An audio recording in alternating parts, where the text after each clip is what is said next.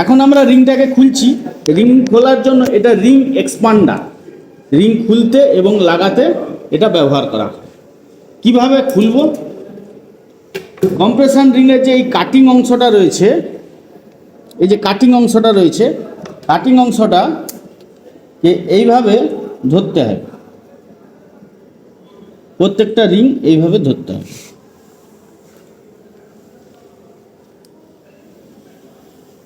দিয়ে এইভাবে প্রেস করতে হবে, রিংয়ের কাটা অংশটাকে প্রেস করে রিংটাকে বের করতে হবে।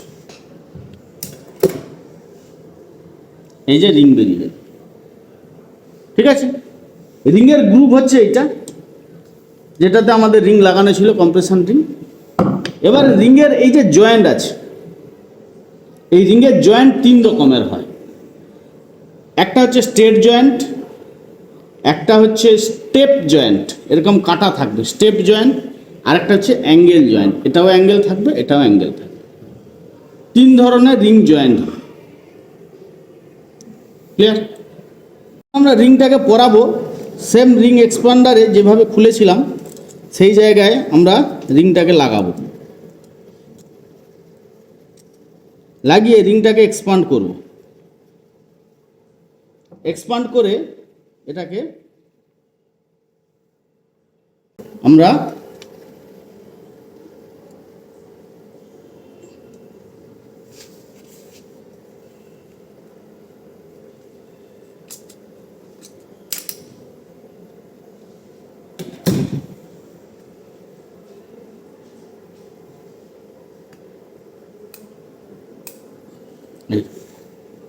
বসানো হলো,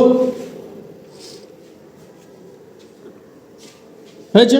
এবারে রিংটা যখন আমরা সবগুলো সেট করব, প্র্যাকটিক্যালি রিং ফিটিং করতে গেলে এই রিংয়ের যদি কাটিংগুলোকে আমরা একদিকে রাখি, এরকমভাবে যদি কাটিংগুলো একদিকে রাখি এইভাবে, তাহলে কম্প্রেশন কিন্তু লিক করে যাবে এই দিক দিয়ে, তাই না? তো কম্প্রেশন যাতে লিক না করে তার জন্য প্রত্যেকটা অপোজিটে রাখতে হয়। ফার্স্ট মুখটাকে রাখতে হবে ঘুরিয়ে এরকম, পরের মুখ এদিকে থাকবে, তারপরের মুখ থাকবে এরকম, তবে গিয়ে কম্প্রেশনটা লিক করবে না। বোঝা গেল?